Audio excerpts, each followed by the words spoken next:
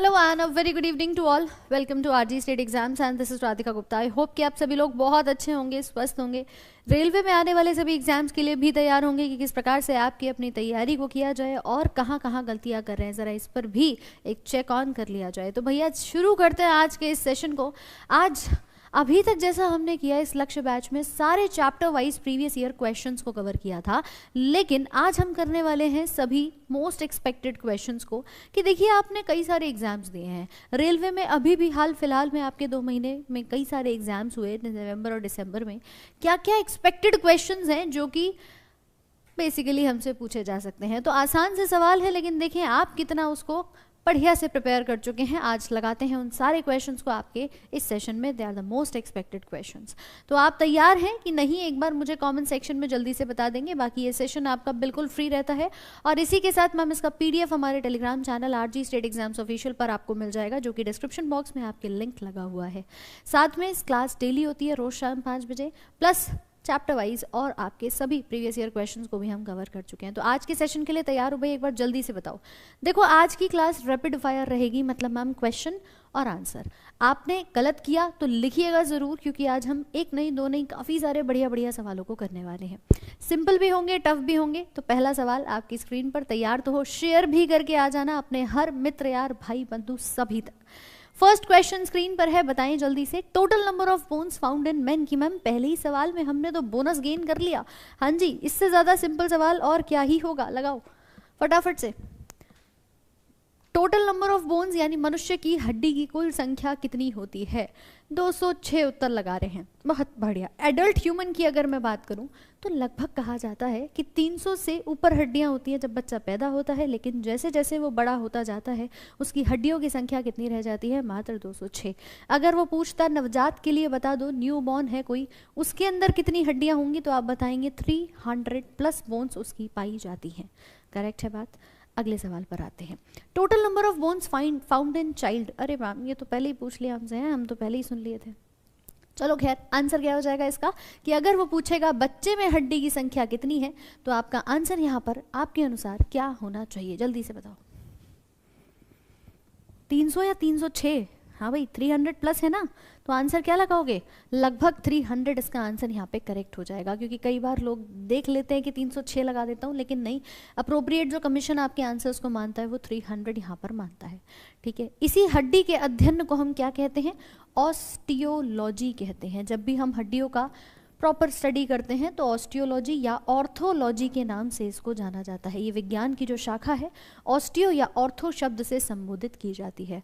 Correct है, answer हो जाएगा मैम ऑप्शन नंबर सी। अगला बताओ, स्कल में कितनी हड्डी होती हैं? खोपड़ी में कितनी हड्डियां पाई जाती हैं? हाँ जी चलो जल्दी से बताओ, जल्दी से। कलयुग का अंतिम समय आ चुका है। देखो कलयुग अभी शुरू हुआ है लगभग, है ना, अभी तो बहुत कुछ देखना बाकी है कलयुग में। खैर कोई बात नहीं, इन पर डिस्कशन करेंगे। अभी तुम्हारे लिए जो कलयुग शुरू हुआ है उसमें तुम रेलवे भर्ती का पेपर निकाल लो, अपने जीवन को आगे शुरू करो, फिर आगे इस पर भी बात करते हैं। फिलहाल स्कल की बात करी है तो मैम खोपड़ी के अंदर 32, 30 और 34 की संख्या नहीं देखी जाती। मैं सिर्फ अगर अपने कपाल की बात करूं, दैट इज क्रेनियम, हमारे कपाल में जो हड्डियों की संख्या है ना वो पाई जाती है 8 हड्डियां। टोटल बात करेंगे तो देखिए हमारे पास फेस भी है ना, चेहरा भी आता है, तो चेहरे में 14 बोन्स होती हैं। कान के अंदर अगर मैं बात करूं, ईयर में 6 हड्डियां होती हैं, 3 एक कान में 3 दूसरे कान में, और इसी प्रकार से एक हड्डी आती है जिसे हायोइड बोन कहते हैं, संख्या में 1 होती है। कुल मिलाकर के देयर आर 29 बोन्स जो कि हमारी पाई जाती है। ऑप्शन में 29 नहीं है, ध्यान रखना ऑप्शन में, क्योंकि मैम कपाल की 8 दी हुई है, तो आंसर अपना 8 हो जाएगा। कहीं कोई गलती तो नहीं लगी ना? Correct answer is 8। अनुसार क्वेश्चन के आप अपने आंसर को क्या कर सकते हो? मॉडिफाई कर सकते हो। ये चेहरे में है, ये कान में है, और ये आपकी हंसली की एक हाइयोइड हड्डी जिसे हम कह देते हैं वो कही जाती है। अगला सवाल है, pair of ribs found in man. मनुष्य में पाई जाने वाली पसलियों की जोड़ी कितनी होती है? 12, 14, 10 या 11? क्या आंसर होगा? हाँ भाई स्पीड से लगाते चलो, और देखिए सेशन में मजा आए तो लाइक कर देना और शेयर जरूर करते रहिएगा, है ना। कमेंट में प्रेम और मोह के अंतर को मत जानो, ये जानो कि पसलियों की जोड़ी पूछिए कि संख्या पूछिए, इसके अंतर को जान लोगे तो एग्जाम क्लियर हो जाएगा मैम। बाकी मैं कुछ नहीं रखा। ठीक है। अब अगर तुमसे पूछे पेयर, जोड़ी की बात कर रहा है, तो जोड़ी कितनी है? 12। और संख्या पूछता तो 24 आंसर आपका सही हो जाता कि मैम टोटल 12 पेयर्स पाए जाते हैं, 12 पेयर, यानी संख्या में 24 बोन्स होती हैं। इसमें भी पहले से लेके 7वीं हड्डी तक सच्ची पसली कही जाती है, ट्रू रिब्स है। नंबर 8, 9 और 10 को कहते हैं झूठी पसली या फॉल्स रिब्स के नाम से, और नंबर 11 और 12वीं फ्लोटिंग रिब्स कही जाती हैं, तैरती हुई पसलियां, पीछे से जुड़ी होती हैं लेकिन आगे से कहीं कनेक्टेड नहीं होती हैं। तो answer is first option A. अगला बताइए, strongest bone of the body is found इन, शरीर की सबसे मजबूत हड्डी कहाँ पाई जाती है? कई बार क्या होता है कि मैम हम ना एडवांस इतने क्वेश्चंस पढ़ लेते हैं कि इन बेसिक क्वेश्चंस को भूल ही जाते हैं, बस वो मत करना, है ना। आज खास टॉपिक नहीं है क्योंकि लगभग हम टॉपिक्स को कवर कर चुके हैं। आज है एक टेस्ट जिसके माध्यम से आप भी देखेंगे कि कितना सही कितना गलत।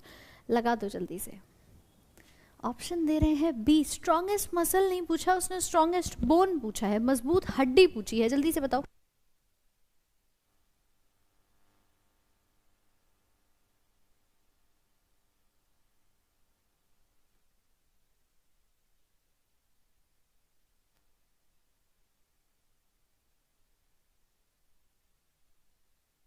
देखो लगभग सभी ने आंसर जो लगाया है वो लगाया है ऑप्शन नंबर बी, या कुछ का मैम ए आ रहा है। एक्चुअली जब हम मजबूत हड्डी की बात करते हैं तो उसमें जॉ बोन भी आती है, यहाँ की मसल भी स्ट्रांग कही जाती है। लेकिन कई बार किताबों के अनुसार आपकी जो थाई बोन है ना, जिसको हम फीमर कहते हैं, ये सबसे लंबी हड्डी की श्रेणी में भी आती है और सबसे मजबूत हड्डी भी इसको कह दिया जाता है। तो कई बार आंसर हमेशन के थ्रू ऑप्शन ए माना जाता है। हालांकि जबड़ा, जिसको हम कहते हैं कि हमारा जो ऊपर और नीचे का जबड़ा, ये भी मजबूत है, ठीक है, ये भी क्या होता है, बहुत मजबूत होता है। लेकिन आंसर के अनुसार आपका ऑप्शन ए हो जाएगा। सबसे लंबी हड्डी वो भी थाई बोन है, मजबूत हड्डी वो भी थाई बोन कही जाती है। कई जगह पर ये हमें आंसर्स में मिला है, वरना स्ट्रॉन्गेस्ट की श्रेणी में हम किसको रखते हैं? जॉ बोन को ही रखते हैं कि भैया बहुत मजबूत है यहाँ पे, ठीक है। चलो अगला देखो, सबसे छोटी हड्डी कौन सी है? नेल्स, फिब्यूला, नाक की हड्डी या कान में मौजूद स्टेपिस, किसे कहते हैं सबसे छोटी हड्डी? और ये तो पता है मैम, इन बेसिक सवालों को तो मैं गलत अब नहीं करने वाला हूं। क्यों भाई, कर रहे हो कि नहीं? स्पीड से बताओ एक बार बढ़िया से। स्टेपिस करेक्ट। तो मेजॉरिटी आंसर क्या है? स्टेपिस है। अच्छा, स्टेपिस कहाँ पाई जाती है? कान के कौन से भाग में है? बाहर में है, अंदर में है, कहाँ पर होती है ये? कान के किस हिस्से में पाई जाती है ये भी ज़रा बता दीजिए। ये है तो कान में, लेकिन कान के ईयर के किस पार्ट में ये उपस्थित होती है? जल्दी से बताइए। कान में लगभग 3 हड्डियाँ होती हैं, ठीक है, उसके मध्य पार्ट में, इनर में नहीं होगी, मिडिल पार्ट में होती है, मिडिल ईयर में इसको कहा जाता है। जैसे कान में 3 हड्डियाँ हैं, मेलियस, इनकस और स्टेपिस, ये तीनों की तीनों हड्डी हमारी मध्य कान में उपस्थित होती हैं। इनका शेप पूछेगा तो आप हैमर, एनविल और स्टिरअप बता सकते हैं, ठीक है। तो ये हमारी इनकी शेप के आधार पर मिस हैस का ट्रिक यहाँ पर याद किया जाता है, मध्य कान में है। अगला, ऊर्जा यकृत और मांसपेशियों में संग्रहित होती है, किस रूप में होती है? वसा, कार्बोहाइड्रेट, प्रोटीन या ग्लाइकोजन? बहुत ही प्यारा क्वेश्चन है, जल्दी से बताइए। हाँ भाई, ठंड हो रही है तो सबको नॉर्मली लगनी भी चाहिए, है ना। इंसान है, इंसान की प्रवृत्ति है कि मैम जैसा मौसम है उस अनुसार बॉडी ढल भी जाती है, काम भी करती है। और हमारी बॉडी की खास बात की है, बैलेंस कर लेती है, बाहर के तापमान के अनुसार अपने शरीर के तापमान को बैलेंस करना जानती है, ठीक है। ठंड वंड बहुत पड़ रही है, आप लोग भी बच के रहो। HMPV भी घूम रहा है कहीं ना कहीं। सेफली रहिए, स्वस्थ रहिए, ग्लाइकोजन आंसर लगाते रहिए, बेहतरीन। ऊर्जा हमारे लिवर में और मसल्स में जो स्टोर होती है वो किस रूप में होती है? तो भैया वो ग्लाइकोजन के रूप में होती है। आपने कहा मैम ग्लाइकोजन क्या है? ग्लाइकोजन एक प्रकार का, जैसे हम कह सकते हैं कि मैम ये हमारे खाने को स्टोर करके रखता है। हमारे भोजन को किस रूप में स्टोर किया जाता है, ये हम ग्लाइकोजन बोल सकते हैं। एक प्रकार का पॉलीसेक्राइड यहाँ पर इसको हम कह सकते हैं। प्लांट्स में भी तो खाना स्टोर होता है ना, बोलो हाँ कि ना? ठीक है, प्लांट्स में भी होता है मैम। पौधों के अंदर जो भोजन स्टोर होता है वो स्टार्च के रूप में होता है, और यहाँ पर जो होता है वो ग्लाइकोजन के रूप में होता है। तो ग्लाइकोजन क्या कर रहा है? ये आपके एनर्जी को स्टोर कर रहा है। ये किस दिन के लिए स्टोर कर रहा है मैम? लिवर और मसल्स में ये उस दिन के लिए स्टोर कर रहा है जिस दिन तुम, किसी से झगड़ा हो गया, किसी से लड़ाई हो गई, है ना, बाबू सोना ने बात नहीं करी, अब तुम क्या करोगे? सुबह से खाना छोड़ दोगे। आज मैंने खाना ही नहीं खाया गुस्से में। अब जब तुम खाना नहीं खाओगे तो शरीर को थोड़ी पता है कि तुम्हारे बाबू से लड़ाई हुई है, तुम्हारी शरीर को तो ये पता है मुझे ऊर्जा चाहिए, रोटी चाहिए ही चाहिए, तो बस मैम जिस समय पर हमारी बॉडी फास्टिंग पे होती है, हम कुछ नहीं खाते हैं, उस समय पर ये वाला रूप ये कन्वर्ट हो जाता है हमारे ग्लूकोज में। और इस ग्लूकोज में कन्वर्जन कौन कराता है? तो यहाँ नाम आएगा ग्लूकागन का। ये हार्मोन होता है जो आपके ग्लूकोज को बढ़ा देता है, यानी ग्लाइकोजन से ग्लूकोज में परिवर्तन करने में मदद करता है। समझ गए कहानी को? तो answer is this one. Next question है, यहाँ पर टिक कर लेना इसे। अगला सवाल देखिए, longest bone found in man, मानव की सबसे लंबी हड्डी कौन सी है? हाँ, लिवर घर का बड़ा बेटा है, जिम्मेदार बेटा है, सारा कुछ यही संभालता हुआ नजर आता है। जब कलयुग का अंत आएगा ना, तो सिर्फ ग्लाइकोजन नहीं मैम, सिर्फ ऊपर वाले का नाम काम आएगा कि तुमने कितने अच्छे कर्म करे, तुमने कितनी पूजा पाठ करी, तुमने कितने लोगों की जेन्युइनली मदद करी, तुमने कितने अच्छे काम करे। इस बात का हमेशा ध्यान रखना। आप जितना लोगों के साथ अच्छा करोगे, एक समय पर जब आपको ज़रूरत होगी ना, आपका अपने आप भला होता चला जाता है। Correct answer is D, femur. सबसे लंबी हड्डी कहाँ है? जांघ में उपस्थित होती है, थाई बोन इसको हम कहते हैं, शरीर की सबसे लंबी हड्डी। अगला सवाल, कौन सी रक्त वाहिकाएं शुद्ध रक्त को फेफड़ों से हृदय तक लेकर के जाती है? Which blood vessels carry pure blood from the lungs to the heart? बिना कंफ्यूज हुए एक बार स्पीड से आंसर कर देंगे भाई, जल्दी से, फटाफट से बताओ। और मजा आता जाए तो सेशन को लाइक करके पहुंचा देना अपने मित्र यारों तक, है ना?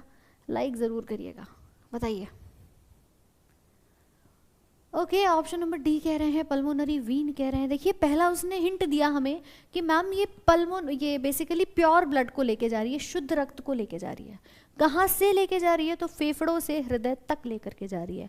अब फेफड़ों से जो ऑक्सीजन वाला हमारा ब्लड जाता है, वो लेकर के जाने वाला पल्मोनरी वीन का नाम यहाँ पर सामने आता है। आपने कहा मैम धमनी लगा दूं क्या? याद करो, ये दोनों अपवाद बताए थे कि ये पल्मोनरी धमनी CO2 वाला ब्लड कैरी करती है, अपवाद है।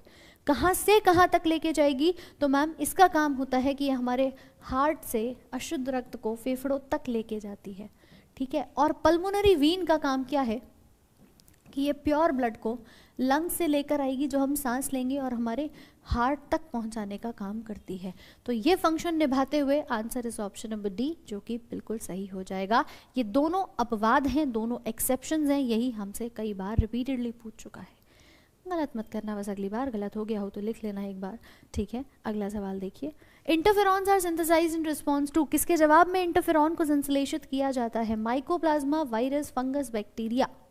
हाँ भाई, क्या आता है शरीर में जब इंटरफेरॉन बनते हैं, या मैं कहूँ कि क्यों बनाए जाते हैं? एप्लीकेशन पर क्लासेस रोशनी चल रही हैं, रोज सुबह 9 बजे क्लास आपकी हो रही है, ठीक है। शिरा लिखा तो समझ में नहीं आया, अच्छा कोई बात नहीं, चलो। इनका दिल धक धक करने लग गया इसी बात पे। धक धक नहीं करता रे, लप टप करता है, बताया तो था, है? कैसे काम करोगे तुम ऐसे? चलो, किसके रिस्पॉन्स में बनते हैं? तो इंटरफेरॉन्स के लिए एक निक नेम याद रखना, एंटीवायरल, कि ये वायरस के विरोध में बनते हुए नजर आते हैं। अब देखो, आप में से कोई ऐसा नहीं होगा जिसने कोरोना के जाने के बाद कोरोना के ऊपर पढ़ाई ना करी हो, कोरोना के बारे में जाना ना हो, समझा ना हो। कहीं ना कहीं आप सब जानते हो कि मैम वायरस ना तो जीवित है ना मृत है। जब शरीर में आएगा तब ये जीवित हो जाता है, और ये अगर बाहर रहेगा तो फिर इसको हम मृत की कैटेगरी में रखते हैं, यानी ये नॉन लिविंग कहलाता है। इस वायरस के अंदर बात किया जाए तो या तो DNA होता है या RNA होता है, यानी कोई ना कोई एक आनुवांशिक पदार्थ यहाँ पर उपस्थित होता है। इसी प्रकार से जब वायरस के विरोध में कोई प्रोटीन बन रहा है, उसको हम इंटरफेरॉन कह सकते हैं। कि शरीर में एक बार मेरे वायरस आ गया ना, उसके बाद मेरा शरीर भी जानता है कि आओ तुम अगली बार, अब मैंने तुम्हें पहचान लिया है, अब आओगे तो तुम्हें बिल्कुल कुटाई करके भगाऊंगा। तो सेम चीज़ होती है ना, इंटरफेरॉन्स कहते हैं। Clear? Answer is option number C, that is virus. अगला देखिए, the bone tibia is found in, कहाँ है अस्थि टिबिया? आज पता चल रहा है तुम लोग कितने रिविजन कर रहे हो, है ना, कितनी गलतियां कर रहे हो। चलो बताओ आंसर। करेक्ट। अलग अलग बीमारियों के अलग अलग वायरस होते हैं जो शरीर में काम करते हैं। अब आया है ह्यूमन मेटान्यूमो वायरस, कि हल्का सा सर्दी जुकाम भी हो गया ना तो राइनो वायरस काम करेगा, एड्स हो गया तो रेट्रो वायरस काम करेगा, कुत्ते ने काट लिया तो रेब्डो वायरस काम करेगा। ऐसे कई सारे वायरस हैं जो हमारे शरीर में कार्य करते हैं, इस प्रकार की बीमारियों को फैलाते हैं। टिबिया कहाँ है? तो पैर में पाई जाती है, ठीक है। पैर में भी कहाँ पाई जाती है? हमारे घुटने की हड्डी से लेकर के और हमारी एड़ी की हड्डी तक बीच में दो हड्डियां होती हैं, टिबिया और फिब्यूला। मुझे एक आंसर बता दो बिना कमेंट, बिना ऑप्शन के, कि मैम घुटने की हड्डी को किस नाम से जानते हैं? नी बोन का नाम बताइए क्या होता है? घुटने की हड्डी का नाम क्या है?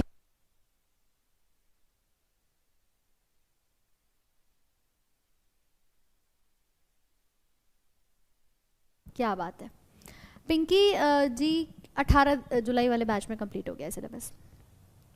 बहुत बढ़िया भाई। पटेला कहा जाता है इसको। पटेला है घुटने की हड्डी, है ना। नी बोन को नाम देते हैं पटेला। एक अकेली कटोरी सी नजर आती है, मतलब एक नी बॉल, जिसको हम नाम देंगे, ये आपको दिखाई देगी।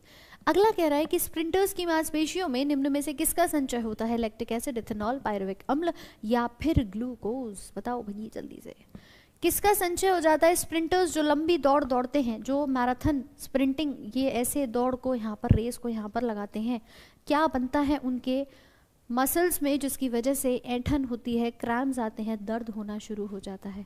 वो मीठा मीठा सा दर्द किसकी वजह से होता है? तो लैक्टिक एसिड होता है रे बाबा। आपके बॉडी के अंदर मान लीजिए आप आज मन कर गया, आज 5 किलोमीटर दौड़ लगा कर आ गए, अगले दिन नहीं गए तो मसल्स में दर्द होगा कि नहीं? मीठा मीठा सा दर्द होता है, यार बड़ा मलूक सा दर्द हो रहा है। उस दर्द का कारण है ये लैक्टिक एसिड, क्योंकि वहाँ उतनी ऑक्सीजन नहीं मिली अगले दिन जितनी तुमने पिछले 5 किलोमीटर की दौड़ में बॉडी को दे दी थी। आंसर इज लैक्टिक एसिड, ध्यान रखिएगा। इसी की वजह से क्रैम्स आने क्या हो जाते हैं? शुरू हो जाते हैं, राइट। अगला, the enzyme which take part in digestion of milk protein, दूधिया प्रोटीन के पाचन में भाग लेने वाले कौन से एंजाइम हैं? दूध के प्रोटीन को पचाने वाले, जल्दी से बताओ।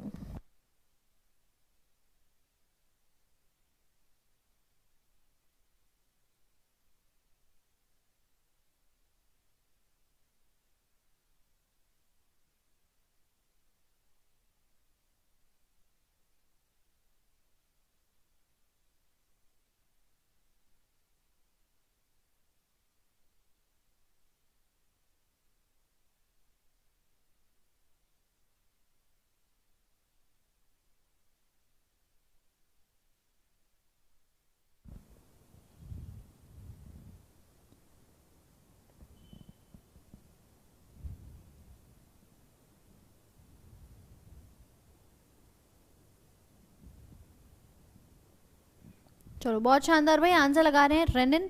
करेक्ट है कि आपके एंजाइम जो कि दूध का पाचन कराता है, तो रेनिन जो है वो दूध का पाचन कराता है। पेप्सिन का काम क्या होता है कि मैम ये प्रोटीन के पाचन में मदद करते हैं, प्रोटीन के। इसी प्रकार से ट्रिप्सिन है, प्रोटीन का पाचन कराएगा, लेकिन रेनिन छोटे बच्चों के अंदर दूध के प्रोटीन को पचाने में मदद करता है। स्पेलिंग के साथ ध्यान रखिएगा, ये एडल्ट्स में नहीं पाया जाता, ये बच्चों में खास तौर पे। आपने देखा होगा कि जो छोटे बच्चे होते हैं, जब वो दूध पीते हैं, उसके बाद अचानक से उनका दूध अगर डाइजेस्ट नहीं होता तो वो कोगुलेट करके एकदम दही बन के बाहर आ जाता है। होता है कि नहीं होता ऐसा? तो इसी को कहते हैं कि मैम ये रेनिन जो है वो बच्चों के अंदर पाचन कराने में मदद करता है, क्योंकि उनका डाइट ही क्या है, वो दूध ही तो पीते हैं। तो उन बच्चों के अंदर रेनिन का ही काम है डाइजेशन कराने का। Answer is option number C. अगला देखिए, maximum nutritive element absorb by blood from which part of alimentary canal, रक्त के द्वारा अवशोषित अधिकतम पोषक तत्व कौन से भाग के द्वारा अवशोषित होते हैं? बताइए आंसर। हिंदी इंग्लिश दोनों में लिखा हुआ है, रक्त के द्वारा अवशोषित अधिकतम पोषक तत्व जो हैं वो कौन से भाग में अवशोषित होते हुए नजर आते हैं? बड़ी आंत में, छोटी आंत में, मुख में या पेट में? मैम देखो 5 चरण होते हैं। एक बार हमने खाना खाया, दैट इज योर इंजेशन, है ना। पहले आपने खाने को खाया, मुख में रखा, फिर खाने का क्या हुआ? पाचन हुआ, दैट इज डाइजेशन। इसके बाद खाना एब्जॉर्ब होता है, हमारा जो भी आपने खाना खाया है उसका एब्जॉर्प्शन होता है। ये जो एब्जॉर्प्शन हो रहा है ये छोटी आंत के अंदर होता है सबसे ज़्यादा, लगभग 90% पार्ट एब्जॉर्प्शन का हमारी छोटी आंत के इलियम वाले भाग में हो जाता है। तो छोटी आंत में भी 3 भाग होते हैं, ध्यान रखना। इसके 3 भाग का नाम होता है डियोडेनम, जिजुनम और इलियम, जिसको ट्रिक से याद करते हैं कि डीजे पर आई। कौन आई डीजे पर? डीजे पर आई एक छोटी, एक मोटी और एक लंबी, है ना। ये इन तीनों के भाग हैं कि मैम डियोडेनम छोटी होती है, जिजुनम मोटी होती है और इलियम लंबी होती है। तो आप बता सकते हो कि इन तीनों के माध्यम में सबसे ज़्यादा इलियम वाला जो भाग है वो एब्जॉर्प्शन कराता है, अवशोषण करता हुआ नजर आ रहा है। याद आ रहा है कि नहीं? एक बात बताओ जल्दी से। सब कुछ तुम्हें कराया हुआ है, अगर याद नहीं आ रहा तो मैम रिविजन नहीं करे हैं, और रिविजन करना ही बहुत आवश्यक है। यहाँ पे डीजे पर आई मौसी नहीं आई, छोटी मोटी लंबी, ये तीनों के भाग हैं कि डियोडेनम छोटा है, जिजुनम मोटा है और इलियम लंबा पार्ट होता है। ठीक, हाँ भाई। नेक्स्ट क्वेश्चन कि लार में कौन सा एंजाइम होता है, बढ़िया से आंसर लगा दो एक बार जल्दी जल्दी से। लार का एंजाइम कौन सा है? अच्छा मज़ा आ रहा है कि नहीं आ रहा मैम क्वेश्चन लगाने में? दिल से बताना कि ऐसे ही क्वेश्चन आ जाए तो बताओ मैम चांदी है हमारी, तो है टॉप करके दिखाएंगे रेलवे भर्ती परीक्षाओं में। इससे ये पता चलता है कि तुम्हारा बेस कितना स्ट्रांग है, तुम कितने अच्छे से बेसिक पार्ट को कवर करे हो। जैसे अब उत्तर लगा रहे हो टाइलिन। लार के अंदर जो एंजाइम पाया जाता है उसका नाम है सलाइवरी अमाइलेज। हालांकि 2 एंजाइम होते हैं, पहला एंजाइम जिसका नाम है सलाइवरी अमाइलेज और सलाइवरी अमाइलेज का ही दूसरा नाम है टाइलिन। ठीक है, ये फर्स्ट पॉइंट है। और दूसरा लाइसोजाइम पाया जाता है, दूसरा एंजाइम को हम कहते हैं लाइसोजाइम। तो ये 2 हमारे लार के अंदर एंजाइम पाए जाते हैं। इसका काम क्या है कि जो भी आप खाना खाते हैं उसमें मौजूद स्टार्च को माल्टोज में तोड़ने का काम करता है, एटलीस्ट 30% डाइजेशन कराता है। और इसका काम है एंटी माइक्रोबियल, यानी जो भी माइक्रोब्स होंगे उसको मारने का काम ये यहाँ पर करता है। जीवाणुरोधी इसका कार्य हम यहाँ पर कह सकते हैं। तो मैम टाइलिन है, जिसका दूसरा नाम आप बता सकते हैं सलाइवरी अमाइलेज, लार में है ये। अगला बताइए, विच of the following is necessary for digestion of food? हवा, पानी, एंजाइम या खनिज पदार्थ क्या है जो कि पाचन के लिए बेहद महत्वपूर्ण है? क्या आंसर होगा? सांप में एंजाइम, दूध पचाने वाला। सांप में नहीं होता, सांप के अंदर दूध थोड़ी पचाया जाता है, सांप का सिस्टम ही ऐसा नहीं है कि मैम वो दूध को डाइजेस्ट कर पाए, उसके पास कोई एंजाइम नहीं होता। ठीक है, मानव में होते हैं रेनिन, पेप्सिन, ट्रिप्सिन, ये अलग अलग एंजाइम प्रोटीन के डाइजेशन वाले होते हैं। सी होगा मैम एंजाइम, बहुत बढ़िया। कि देखो एंजाइम ना हो तो पाचन कैसा? हवा, पानी, खनिज सबके बिना डाइजेशन हो सकता है, ब्रेक डाउन हो सकता है, लेकिन मैम एंजाइम ही नहीं है तो उसको पचाने वाला आएगा कौन? क्योंकि एंजाइम ही तोड़ने का काम करते हैं, पचाने में मदद करते हैं। तो आपके बॉडी के अंदर पूछ ले कि पाचन में कौन सबसे महत्वपूर्ण है, भैया हवा पानी मिले ना मिले एंजाइम दे दो, इसके बिना पाचन नहीं होगा। Correct answer is option number C. Next, saliva secreted from mouth digest what? लार मुख से स्त्रावित जो भी बनती है हमारी, वो किसको पचाने का काम करती है? लार किसको पचाती है, किसको डाइजेस्ट करती है? बताइए आंसर।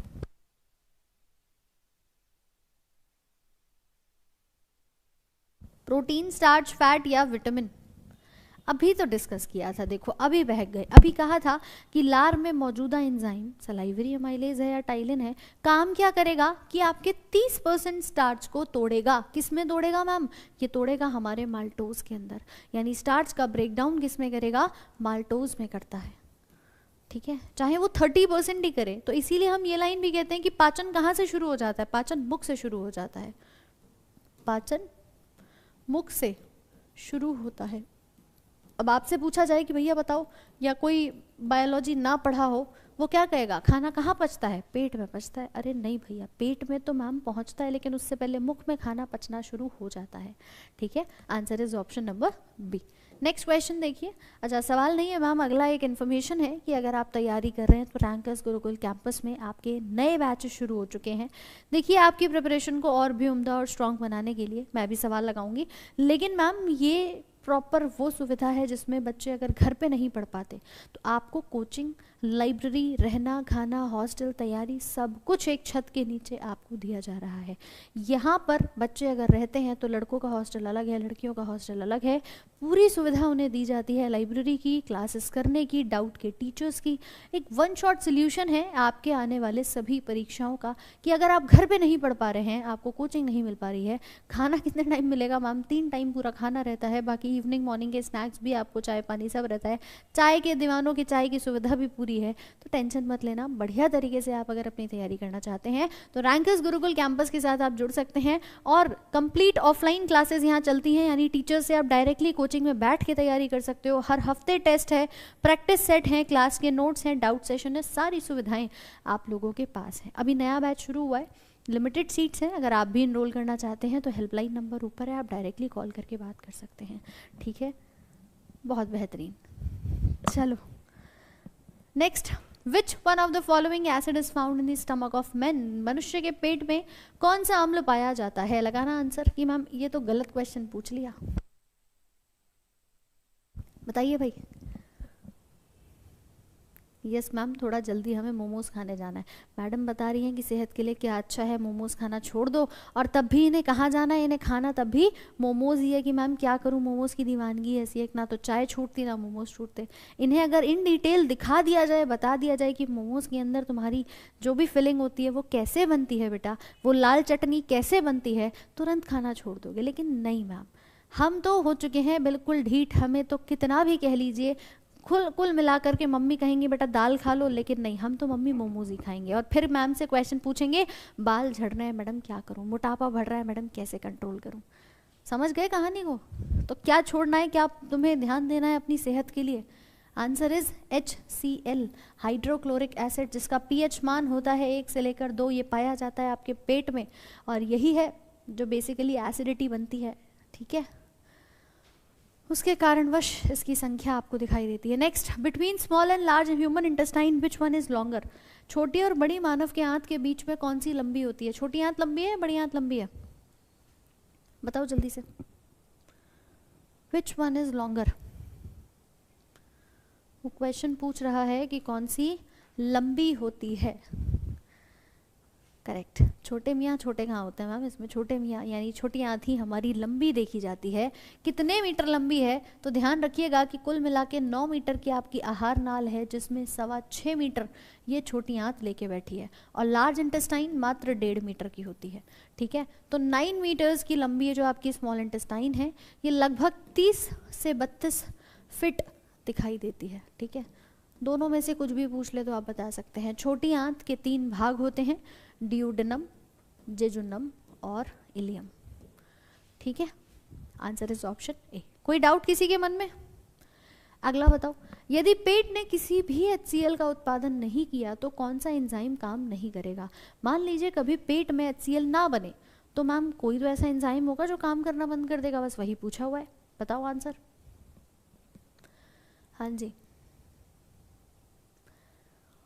मैम, मुझे आपसे और अच्छा, तो आप ऑफलाइन क्लासेस ज्वाइन कर सकते हो। ऑफलाइन हमारे दिल्ली मुखर्जी नगर में चल रही है, वहाँ पर आप जुड़ सकते हैं। आपके GS स्पेशल बैच में कंप्लीट बायोलॉजी मैं ही आपको करा रही हूँ, और मैथ्स आपके आदित्य सर करा रहे हैं। ठीक है, बहुत बढ़िया भाई। ऑप्शन नंबर C दे रहे हैं मैम, पेप्सिन। ऐसा क्यों? क्योंकि देखो HCl का काम क्या होता है, आपके HCl का काम है कि एक एंजाइम होता है जिसका नाम है पेप्सिनोजन। ये पेप्सिनोजन बैठा है इनएक्टिव फॉर्म में, इनएक्टिव फॉर्म में। ठीक है, मतलब काम नहीं कर रहा, सक्रिय नहीं है। HCl जाएगा, इसको सक्रिय करेगा, और ये तुरंत से क्या बना देता है? पेप्सिन बना देता है। और इस पेप्सिन का काम क्या है कि ये प्रोटीन का पाचन कराता है। तो मैम अगर HCl ही नहीं होगा तो फिर ये कहानी भी नहीं होगी और वो भी नहीं बनेगा, यानी कुल मिलाकर यही जिम्मेदार है उस पेप्सिन को बनाने के लिए। आंसर हो जाएगा पेप्सिन का। और पेप्सिन का काम क्या है कि ये आपके अमाशय में, आपके स्टमक में प्रोटीन का पाचन कराता है। एसिडिटी तो मेंटेन कर रहा है, लेकिन इसके अलावा भी ये आपके प्रोटीन को आधा तोड़ने में मदद करता है। ठीक है, इसकी जो रिएक्शन है वो आप लिख सकते हो कि पेप्सिन प्रोटीन को किस में तोड़ता है? पेप्टोन्स में तोड़ देता है और प्रोटियोज में तोड़ देता है। और ये रिएक्शन कहाँ चलती है? तो मैडम ये रिएक्शन चलती है हमारे पेट में, हमारे स्टमक में, क्योंकि HCl वहीं पर तो इसको बनाएगा, पेप्सिन को। बोलो बात समझ आ गई कि नहीं? चलो बहुत शानदार। अगला बताओ, presence of excess fluorine in water. अगर पानी में, पानी के बेसिकली किसी भी सोर्स में अतिरिक्त फ्लोरीन पाया जाता है तो उससे क्या हो सकता है? फ्लोरोसिस, रेस्पिरेटरी डिजीज, दांत में कैविटी लग जाएगी या दांत सड़ने शुरू हो जाएंगे? बताइए। हाँ भाई, स्पीड से लगाओ आंसर। क्या लगता है मैम, क्या हो सकता है अगर हमारे पानी में बहुत ज़्यादा मात्रा में फ्लोरीन मिल जाए?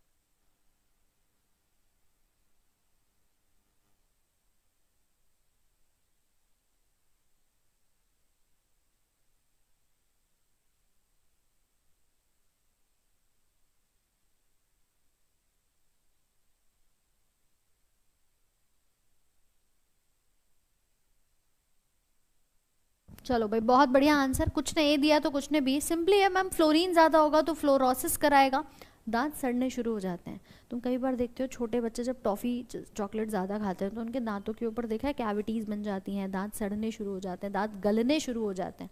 और एक वक्त आता है 6 साल तक बच्चे ने टॉफ़ी खा पी के अपने दांतों को तोड़ लिया होता है। मैम ऐसी अवस्था जब ज़्यादा फ्लोरीन होगा ना तो हमारी जल्दी जल्दी दांत खराब होने शुरू हो जाएंगे, दैट इज़ फ्लोरोसिस हो जाता है। ठीक है, दांतों पर तो प्रभाव पड़ता ही पड़ता है, लेकिन साथ में उस बीमारी को हम फ्लोरोसिस के नाम से यहाँ पर जानते हैं। So answer will be option number ए। अगला कह रहा है हड्डी और दांतों में पाए जाने वाले तत्व का नाम बताइए जो हमारी हड्डियों में होता है और जो हमारे दांतों में पाया जाता है। जल्दी से बताओ फटाफट से। अच्छा दिल से बताना अपनी गलतियों को लिख रहे हो कि नहीं। कौन कौन है जो यहाँ पर अपनी जितने भी क्वेश्चंस आज गलत होंगे, आज मैं वाकई में आपसे जानना चाहूँगी कि कितने सवाल आपने गलत किए, क्योंकि सेशन इसी आधार पर रखा है कि आपकी प्रैक्टिस कितनी हो पाई। ओके, बी एंड सी दोनों ऑप्शन कैसे हो सकते हैं ये तो बताओ जरा। हड्डी और दांत में पूछ रहा है मैम, हड्डियों में तो मान लिया चलो कैल्शियम है, दांतों में क्या, फॉस्फोरस। याद रखिएगा ये दोनों चीज़ें हमारे हड्डियों में और हमारे दांतों में उपस्थित होती है। सो मैग्नीशियम नहीं होता, कैल्शियम एंड फॉस्फोरस की बात करते हैं। देखो कई बार आप लोगों ने सुना होगा कि जैसे किसी भी व्यक्ति को आप कहते हैं दाह संस्कार कर दिया जाता है। हिंदू धर्म में आपने देखा होगा कि उसकी बॉडी को जला दिया जाता है, उसका दाह संस्कार हो जाता है। उसके बाद रात में कई बार लोगों ने सुना है कि सफ़ेद चादर सी एक शमशान के ऊपर जा रही होती है, दिखाई देती है। ऐसा कई बार प्रतीत होता है, नज़र आता है लोगों को। जब बॉडी में हड्डियाँ जलती हैं, हड्डियाँ तो खैर नहीं जलती, लेकिन जब बॉडी को पूरा जलाया जाता है उसके बाद जो भी हड्डियों के अंदर फॉस्फोरस होता है ना, उसकी एक वाइट फॉस्फोरस की चादर सी बन जाती है। और मैम हवा चलेगी वो उड़ेगी तो ऐसा प्रतीत होता है वहाँ पर, तो वो वाइट फॉस्फोरस होता है। ठीक है, ये भी चीज़ आप ध्यान रखिएगा। तो हड्डियों के अंदर कैल्शियम तो है ही है, साथ में फॉस्फोरस की भी मात्रा आपको दिखाई देगी। ठीक है, तो उससे रिलेट कर सकते हो वाइट फॉस्फोरस। माचिस की जो आप मैच बॉक्स देखते हो उसमें जो रेड कलर के पैचेस होते हैं वो रेड फॉस्फोरस है, जिससे माचिस जलाते हो ना, रेड फॉस्फोरस। ऐसे चीज़ें आप थोड़ा सा ध्यान रखा करिए। Answer is option number C. अगला कह रहा है वृद्धावस्था में मनुष्य की हड्डी कमज़ोर हो गई। क्यों हो गई भैया? बुढ़ापे में मनुष्य की हड्डियां काहे कमज़ोर हो गई हैं? आयोडीन की कमी है, आयरन की है, कैल्शियम की है या कोबाल्ट की है? क्या लगता है आंसर? चलिए ओके जल्दी से आंसर लगाओ एक बार। क्या लगता है मैम? सिंपल है, कैल्शियम की कमी है। कैल्शियम की कमी से यूजुअली हम कहते हैं कि हमारी हड्डियां कमज़ोर हो जाती हैं। व्यक्ति अगर हल्का सा भी गिर जाए तो उसकी हड्डियां टूटने की संभावनाएं बढ़ जाती हैं। साथ में विटामिन डी भी आपकी हड्डियों को मजबूती देता है। विटामिन डी की कमी अगर होती है तो रिकेट्स नाम का रोग हो जाता है। ठीक है, रिकेट्स नाम का रोग होता है जब बॉडी में विटामिन डी कम हो जाता है। और अगर अधिक मात्रा में कैल्शियम पहुँच जाए तब क्या होगा? हाँ भाई, विटामिन डी की कमी से तो रिकेट्स हो गया, ऑस्टियोमैलेशिया हो गया। अब सोचो कि ये तो कमी थी, हड्डियां मुड़ गई, जल्दी से टूट गई। मैम अगर ज़्यादा मात्रा में अपनी बॉडी में कैल्शियम पहुंच जाए, अधिकता हो जाए, तब क्या होगा? तब होता है ऑस्टियोपोरोसिस। ठीक है, एक पथरी हो जाती है किडनी में, जैसे रीनल स्टोन्स कहते हैं। आपने सुना होगा कि पथरी हो जाती है। पथरी भी तो कैल्शियम की अधिक मात्रा की वजह से होती है। कुछ लोग डॉक्टर खुद ही बन जाते हैं, बोले मैं तो अपना ही डॉक्टर हूँ। क्यों? कि मेरे हल्का सा भी अगर बॉडी में ऐसा लग रहा है कि हड्डियों में दर्द हो रहा है, गए मार्केट में कैल्शियम का पत्ता लाया और खाना शुरू कर दिया डेली एक कैल्शियम। अरे भैया चेक तो कराओ विटामिन डी का लेवल कितना है। तुमने कैल्शियम इंटेक करना शुरू कर दिया। हमेशा ध्यान रखो, बिना सलाह के, बिना प्रिस्क्रिप्शन के खुद से डॉक्टर मत बना करो। थोड़ा पूछ लिया करो, थोड़ी सलाह ले लिया करो। ठीक है, तो इन चीज़ों का भी ध्यान रखा करिए। अधिकता से ऑस्टियोपोरोसिस हो जाता है, रीनल स्टोन्स, किडनी में पथरी हो जाती है। ज़्यादा कैल्शियम भी क्या करता है? नुकसानदेह यहाँ पर होता है, शरीर में दिक्कत करता है। अब मुझे एक बात बताइए, पहला जो ऑप्शन लिखा है आयोडीन की कमी, ये आयोडीन की कमी क्या कराता है? जल्दी से बताओ। आयोडीन की कमी से क्या होता है? गोइटर हो जाता है ना, घेंगा रोग जिसे हम कहते हैं, गोइटर। आयरन हीमोग्लोबिन कराएगा। कोबाल्ट की कमी आपके एनीमिया हो जाएगी। इस प्रकार के अलग अलग रोग जो है वो देखने को मिल जाते हैं। Bones joint with muscles with the help of, हड्डियां मांसपेशियों से किसकी मदद से जुड़ती हैं? ये सारे क्वेश्चन डेफिनेटली तुम्हें बहुत आसान लगेंगे, लेकिन इनका भी रिवीजन होना बहुत ज़रूरी है। ये सिंपल भाषा में है, पूछता आज भी वही है। ठीक है, प्रीवियस ईयर भी तुम्हें कराए हैं। तो मैम ये आसान भाषा में अगर सवाल नहीं कर पा रहे हैं तो जस्ट एक चेक ऑन है कि हम किस प्रकार के क्वेश्चंस का लेवल देख रहे हैं। अब तक हमने लक्ष्य बैच में ढेर सारे क्वेश्चंस कवर किए हैं, ध्यान रखना इस बात का। टफ से टफ, अभी इन्वायरमेंट वाली लास्ट क्लास हुई थी तो उतने उड़ गए थे मैम, क्या क्या क्वेश्चंस आ गए ये बताओ तो ज़रा हमें। है मज़ा आ रहा है आज की क्लास में? मज़ा आ रहा हो तो सेशन को ज़रूर से एक बार लाइक करके शेयर करिएगा, पहुंचाइएगा। एंड इसका आंसर टेंडन, बहुत शानदार। बोन्स को मसल से जोड़ा है, हड्डी को मांसपेशी से जोड़ा है। और अगर दो हड्डियां आपस में जोड़ दूं तो क्या बनेगा? लिगामेंट बनेगा। बोन टू बोन कनेक्ट कर दूं तो क्या बनेगा? लिगामेंट के माध्यम से देखा जाता है। ये दोनों किसकी श्रेणी में आते हैं मैम? टिश्यू। किस प्रकार का टिश्यू है, किस प्रकार के ऊतक हैं? कनेक्टिव टिश्यूज कहे जाते हैं। इन्हें हम क्या कहते हैं? संयोजी ऊतक की श्रेणी में रखते हैं, कनेक्टिव टिश्यू। ठीक है। सेम कार्टिलेज कैसा होता है? सॉफ्ट होता है। कार्टिलेज कहाँ होता है? उपास्थि जिसे हम कहते हैं। नाक के टिप पे, बिल्कुल नाक का अपना टिप वाला जो पार्ट है इसे टच करके देखो, बड़ा सॉफ्ट सा है कि नहीं? ये कार्टिलेज है, वहाँ पर इलास्टिक कार्टिलेज कहा जाता है। ऐसी कान के बिल्कुल बाहरी भाग को टच करो, आउटर ईयर को टच करो तो मैम बहुत मुलायम सा है, इलास्टिक कार्टिलेज कहते हैं उसको। ठीक है, तो इस प्रकार का कार्टिलेज है। हमारी ट्रैकिया में छल्ले लगे होते हैं, हाइलिन कार्टिलेज के लगे हुए होते हैं। तो ये छोटी छोटी सी चीज़ें हैं मैम, तुरंत से याद हो जाती हैं फटाफट से। अगला सवाल, what salt is found in bone in largest amount? कौन सा नमक हड्डी में सबसे अधिक मात्रा में पाया जाता है? Calcium phosphate, sodium chloride, ferric nitrate या मैग्नीशियम कार्बोनेट? हाँ जी, क्या लगाएंगे उत्तर?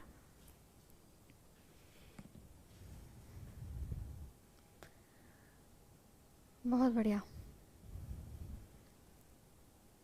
बी उत्तर लगा रहे हैं, सोडियम क्लोराइड। हे भगवान, हद कर दी तुमने तो। है नमक, मतलब अगर उसने सॉल्ट लिख दिया तो एक ही नमक है क्या देश का? है एक ही नमक को कहोगे कि मैम हमेशा सोडियम क्लोराइड आएगा, हमेशा NaCl आएगा? ये जो मेजॉरिटी में तुम आंसर NaCl दे रहे हो, थोड़ा सा भी सोचा तुमने कि मैम नमक का मतलब एक ही नमक थोड़ी होता है? हड्डियों में कौन सा नमक लेकर जाओगे? वहाँ सॉल्ट का मतलब है कि कुछ और तो नहीं पाया गया, कैल्शियम फॉस्फेट से बने हुए होते हैं यहाँ पर। अगर मैं बोन्स की बात करूँगा, ये NaCl देश का नमक नहीं मैम, हड्डियों में बैठा हुआ सोडियम क्लोराइड। पहुंच गए सीधे ऑप्शन नंबर बी लगाने। कौन से, मतलब कैसे बहक करके आंसर देते हो? ये मैम नमक के नाम पे तो हमें एक ही चीज़, अरे सॉल्ट बेसिकली वो होता है जो एसिड और बेस से मिल करके बनते हैं। देश का नमक लगाएंगे, NaCl लगाएंगे। एग्जामिनर भी मुस्कुरा रहा होगा कोने में अगर तुम ये लगा के आ जाओगे ऑप्शन में तो। ठीक है, ये गलत हो जाएगा, ध्यान रखना। अगला देखो, how many teeth in man comes out twice? मनुष्य में कितने दांत हैं जो कि 2 बार निकलते हैं? फटाफट से बताओ। एक बार बचपन में टूट गए, फिर दोबारा से आ गए। सोडियम हड्डियों में जाएगा तो सोचो हड्डियां बचेंगी कि नहीं बचेंगी? गायब हो जाएंगी बिल्कुल।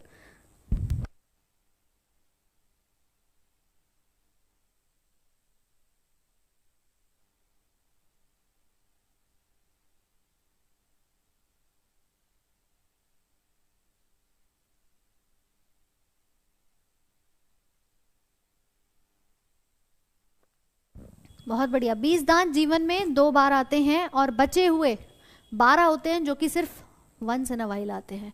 हमारे टोटल दांत कितने? 32। इसको हम कैसे याद करते हैं? इंसीजर, कैनाइन, प्री मोलर्स और मोलर्स।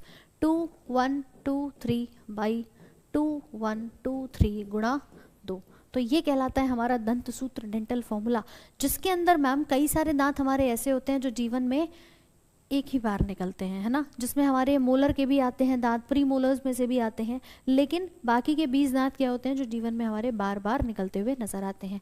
अब मैं इसका अगर दंत सूत्र निकालूं तो 2102 बाई 2102 इंटू 2, ये एक बच्चे का डेंटल फॉर्मूला होता है। इसमें देख रहे हो मोलर्स, प्री मोलर्स गायब है और मोलर्स में से एक दांत गायब है। तो ये जो 12 दांत होते हैं ना, ये 12 दांत आते हैं जीवन में सिर्फ एक बार, जब आपके लगभग बचपन में एक बार दांत टूट चुके होते हैं।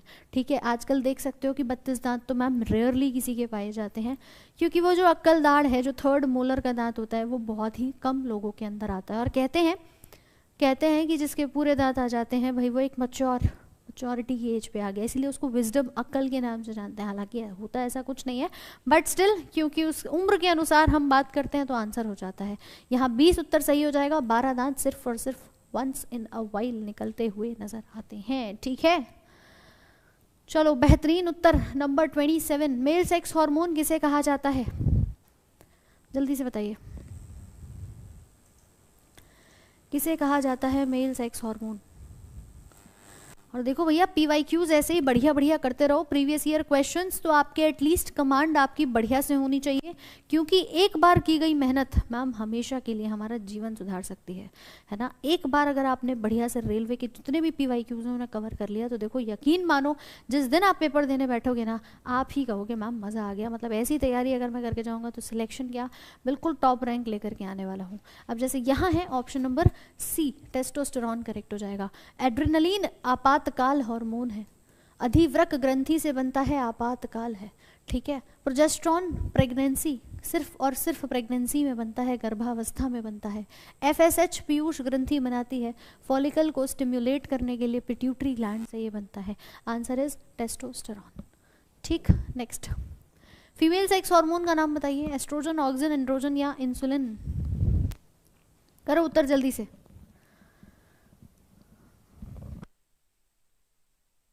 चलो डॉक्टर बन जाना, लेकिन साथ साथ में फिलहाल के लिए एग्जाम क्लियर कर लो, बस हमारा तो यही आप लोगों से कहना है। अगर थोड़ी सी मेहनत बढ़िया सी कर ली तो मैम सिलेक्शन जरूर लेकर दिखाएंगे। Answer is estrogen, female sex hormone है। प्रोजेस्ट्रॉन सिर्फ प्रेगनेंसी में बनेगा और ये सेक्सुअल हार्मोन्स को बनाने में मदद करता है, ठीक है। ऑक्सिन कहाँ आता है, ये हार्मोन कहाँ बनता है, बताना जरा।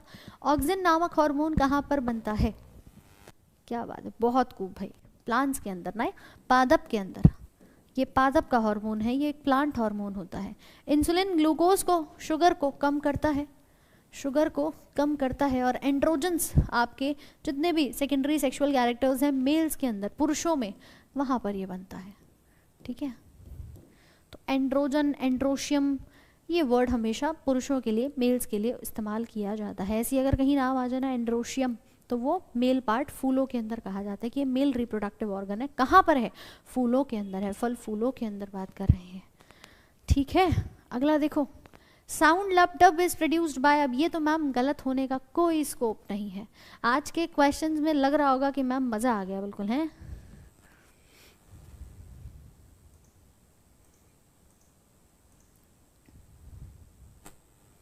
चलिए, हार्ट करेक्ट। लपडप किसके द्वारा होती है? हार्ट के द्वारा। डेली तो मैम क्वेश्चंस करते ही हैं, जरा इन क्वेश्चंस में भी देखें कितने आंसर लग रहे हैं। आपातकाल हार्मोन किसे कहते हैं? Which of the following hormone is called emergency hormone? Insulin, adrenaline, estrogen या ऑक्सीटोसिन? और कल भी देखो, सुनो, आज तो हमने किया मैम मोस्ट एक्सपेक्टेड, कल भी मोस्ट एक्सपेक्टेड होगा, लेकिन कल लेवल ये नहीं होगा। आज तो तुमने दे दिए मज़े वाले क्वेश्चंस, लेकिन कल आएंगे बेहतरीन क्वेश्चंस जिनका लेवल काफ़ी अच्छा होने वाला है, तो तैयार रहिएगा कल के सीरीज़ के लिए भी। सेम टाइम शाम को 5 बजे। इसका उत्तर एड्रेनलिन आ रहा है, बहुत बढ़िया। इसी को हम कहते हैं flight, fight and fear hormone. Flight, fight and fear hormone, लड़ो उड़ो डरो वाला हार्मोन ये कहा जाता है। ऑक्सीटोसिन को हम नाम देते हैं कि ये लव हार्मोन है। ये आपके किसी से भी अट्रैक्शन हो रहा है तो मैम उस समय पर बनता है, इसको हम डिलीवरी हार्मोन भी कहते हैं।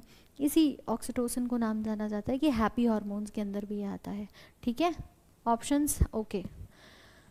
तो मैम इस प्रकार का कुछ ये भाग आपका देखा जाएगा और इसी प्रकार से अगला सवाल। बाकी देखो, ये रेलवे की आपकी सामान्य विज्ञान की किताब है जिसमें लगभग 4500 से ऊपर के प्रीवियस ईयर क्वेश्चंस हैं। आपको बता दूं कि मैम ये बुक फिजिक्स, केमिस्ट्री, बायोलॉजी का लेटेस्ट जो कंटेंट है, आप अपनी प्रिपरेशन किसी भी रेलवे एग्जाम की तैयारी के लिए कर रहे हो तो आप इस बुक से अपनी कर सकते हो, क्योंकि इस किताब के अंदर आपके जितने भी विगत वर्षों के प्रश्न हैं उनके आंसर की, उनका एक्सप्लेनेशन सब कुछ अवेलेबल है। तो भैया जल्दी बढ़िया तरीके से अपनी तैयारी को शुरू कर दो। इस किताब के माध्यम से आप फ्लिपकार्ट पर ऑर्डर कर सकते हैं। COD कोई चाहता है कैश ऑन डिलीवरी तो वो भी आपकी अवेलेबल है, और अभी डिस्काउंट भी चल रहा है, मात्र 206 में ये बुक आप लोगों को मिल रही है, ठीक है। काफ़ी कम प्राइस इसका कर दिया गया है, तो आप लोग क्या कर सकते हैं, चेक कर सकते हैं फ्लिपकार्ट पर, नीचे डिस्क्रिप्शन बॉक्स में लिंक में आपको मिल जाएगा, ठीक है। तो मेहनत करो, ग्रुप डी हो, NTPC हो, भी जिन भी एग्जाम्स को आप टारगेट कर रहे हो ना, ये आपके लिए सभी में मदद करने वाली है। अगला सवाल है स्क्रीन पर कि विच of the following control blood pressure? कौन रक्तचाप को नियंत्रित करता है, बताइए जरा। पैराथायराइड यानी परावटु, अवटु, कौन सा? परावटु, अवटु, थाइमस या अधिवृक्क? बताओ भाई, कौन सी ग्रंथि ऐसी है जो BP कंट्रोल करती है? क्या लगता है आपको? ब्लड प्रेशर का नियंत्रण कौन करता है? कुछ B लगा रहे हैं, कुछ D लगा रहे हैं, मतलब मैम जो मर्जी वो लगा दें, ऐसा कैसे हो सकता है?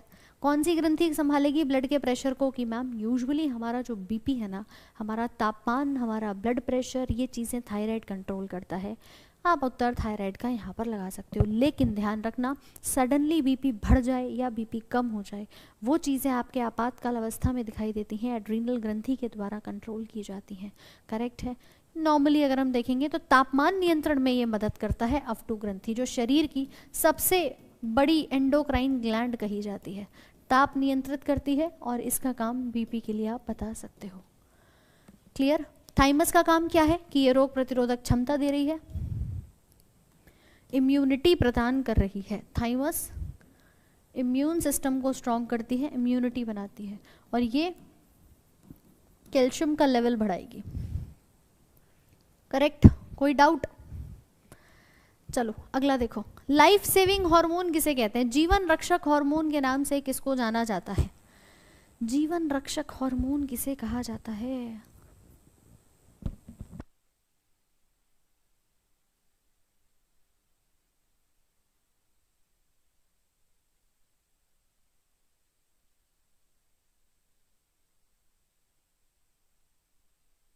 चलो, किसी ने ए लगाया, किसी ने डी लगाया, कुछ सरकारी बाबू भी यहाँ पर बन गए। यूजुअली लाइफ सेविंग हार्मोन हमारा एड्रीनल कहा जाता है। हालांकि देखो, मदद तो थायराइड भी कर रहा है, पिट्यूटरी भी कर रहा है, लेकिन अगर हमारे सही टाइम पर सही हार्मोन्स काम नहीं करे तो फिर मैम मतलब क्या है? अचानक से मान लीजिए आप किसी एरोप्लेन में बैठे हैं, पहली बार आप उड़ान भर रहे हैं, आपके घबराहट होनी शुरू हो गई।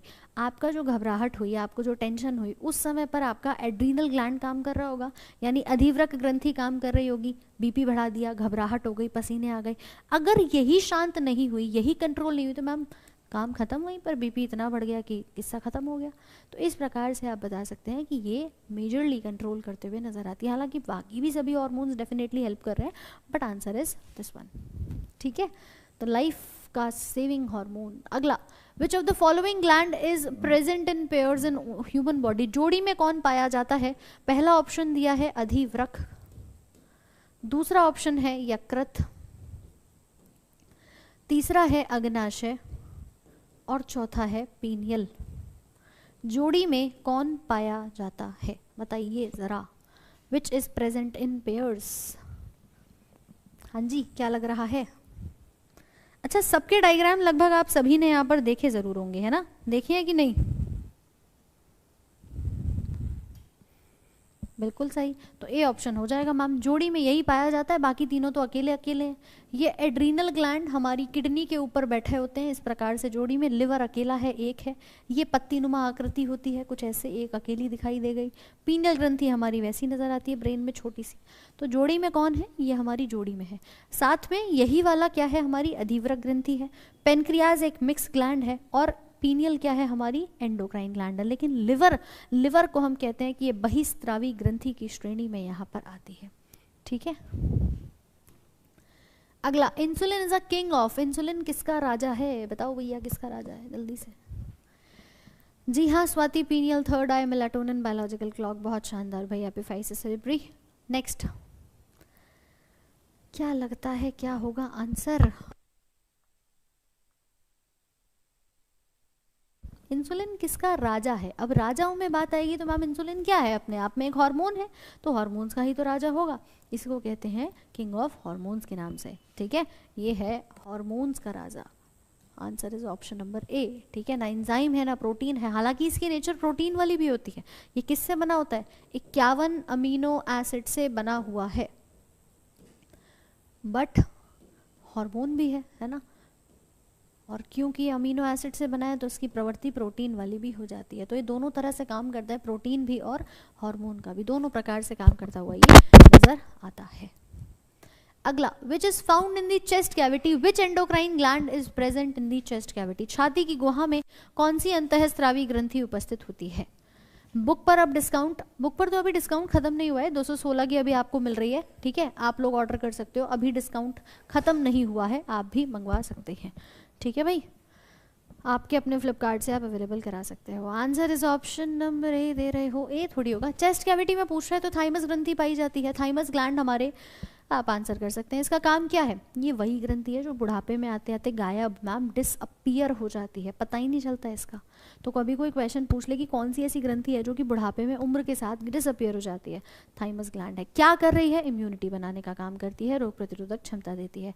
बचपन में बहुत कम साइज में, धीरे धीरे करके ग्रो करेगी और बुढ़ापे तक आते आते गायब हो जाएगी। सुना था ना कोरोना वायरस के टाइम पर कि बच्चे और बड़े बूढ़ों को कोरोना से बचा करके रखिए, क्योंकि इनमें रोग प्रतिरोधक क्षमता बहुत कम होती है। एडल्ट हो तो आप जा सकते हो। क्लियर? चली जाती है छोड़ के बुढ़ापे में। बुढ़ापा मतलब बॉडी साथ नहीं छोड़ती, उससे पहले ये साथ छोड़ देती है मैम। अगला बताइए, सिक्रीशन फ्रॉम एंडोक्राइन ग्लैंड, अंतःस्रावी ग्रंथि से स्राव को क्या कहा जाता है? इनसे जो सिक्रीशंस होते हैं उन्हें किस नाम से हम यहाँ पर जानते हैं?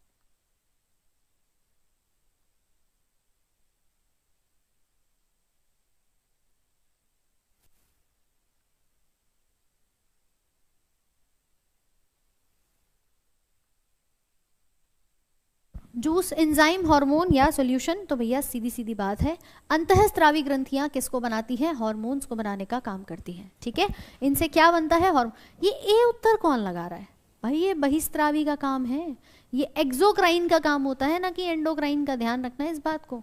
अगर कोई पूछे कि बहिस्त्रावी ग्रंथि से क्या बनता है, जैसे लिवर है तो लिवर से ही तो बनता है बाइल जूस।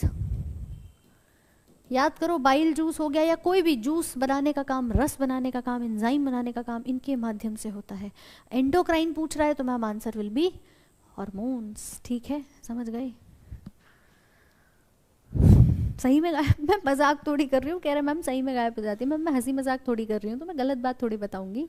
सच में गायब हो जाती है। ये वक्त के साथ, उम्र के साथ छोटी हो जाती है और इसका साइज छोटा होता चलता है। तो एक पॉइंट ऐसा आता है जब ये गायब, बिल्कुल टाटा बाय बाय कह देती है। कह रहे हैं कि मैम सच में गायब हो जाती है, मतलब मजाक कर रही हूँ यहाँ पे। चलो खैर, next, which is not an endocrine gland, कौन सी एक अंतःस्रावी ग्रंथि नहीं है? देखो इसीलिए कहते हैं थ्योरी पढ़नी बहुत जरूरी है। मैंने आपको पूरा थ्योरी का पोर्शन इसी प्रकार से कवर कराया हुआ है आपके अपने, कहाँ पर? आरजी विक्रमजीत ऐप पर, आपके बैच में। अगर आप प्रिपरेशन कर रहे हो लेट्स सपोज एनटीपीसी एग्जाम की, है ना, कितने लोग एनटीपीसी की तैयारी कर रहे हैं बताओ फटाफट से? कर रहे हो ना? तो एनटीपीसी के लिए आपका एनटीपीसी भर्ती बैच है। जनवरी का महीना चल रहा है, अप्रैल में जाकर कहीं पेपर होगा। मैम अगले 3 महीने बिल्कुल डूब जाओ तैयारी में। तुम पता नहीं चलने चाहिए तुम्हारे किसी बाबू सोना को कि तुम कहाँ हो। तुम मेहनत कर रहे हो एक कोने में बैठ के, तुम्हें किसी से मतलब नहीं है। सारे रिश्तेदार, दोस्त यार सबको भूल जाओ इस 3-4 महीनों के लिए। जब रिजल्ट आएगा ना तब ज्वाइनिंग लेटर लेकर वो खुद ही आएंगे तुम्हारे पास। ओहो तैयारी कर रहे थे भाई, सिलेक्शन हो गया, हमें तो पता था, हमें तुम पे गर्व है। फिर ऐसे डायलॉग सुनने को मिलते हैं। तो इसीलिए आप प्रिपरेशन कर रहे हैं, एक बार में प्रिपरेशन करिए। आपको पूरी बायोलॉजी में कवर करा रही हूँ। गणित आपके धर्मेंद्र सर करा रहे हैं, अभिमन्यु सर आपकी रीजनिंग करा रहे हैं, जीएस में आपके प्रॉपर्ली अमित सर आपको प्रिपरेशन करा रहे हैं, और पुष्पेंद्र सर आपकी फिजिक्स और केमिस्ट्री यहाँ पे तैयार करा रहे हैं। तो सभी टीचर्स आपके लिए लाइव क्लासेस के माध्यम से पूरी प्रिपरेशन करा रहे हैं। आप भी तैयारी में जुड़ जाइए। ठीक है, इधर उधर जो दोस्त यारों में टाइम खराब करते हो, आज चलो शाम को मोमोज खा लेता हूँ, आज जाके चाय पे बैठ जाता हूँ टपरी पे, गलत है ये सब चीज़ें। ये मौके, टाइम ये बार बार नहीं आने। और जो ग्रुप डी की तैयारी कर रहा है भैया, अगले 6 महीने लगना है आपको। ठीक है, अगले 6 महीने के लिए ग्रुप डी का बैच भी आपके लिए अवेलेबल है। हमारी एप्लीकेशन है। पहला काम तो इस ऐप को डाउनलोड कर लीजिए, आरजी विक्रमजीत ऐप को, जिसपे मात्र 699 में 2 साल के लिए बैच आपका अवेलेबल है। पूरी टीम आपके लिए इसमें मिलेगी, जिसमें आप अपने डाउट्स पूछ सकते हैं, अपनी लाइव क्लासेस के माध्यम से तैयारी कर सकते हैं, और नोट्स तो आपको मिलेंगे ही मिलेंगे।